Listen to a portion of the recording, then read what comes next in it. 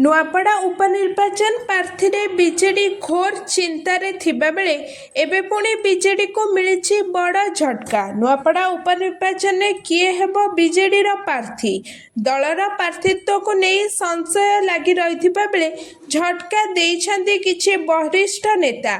BJP रे मिसिथिबा जय ढोलकिया को समर्थन करी नुआपड़ा बीजेडी जिला उपसभापति चंद्रकांत ठाकुर पद सह दलर प्राथमिक सदस्य पदरु इस्तीफा देइछन्ति। तेबे नुआपड़ा जिला बीजेडी साधारण संपादक कालिया प्रधान मध्य दल छाड़िछन्ति।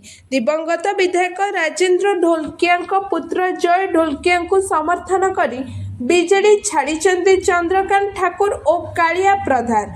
उभय दलर पद सह प्राथमिक सदस्य पदरु मध्य इस्तीफा देइछन्ति।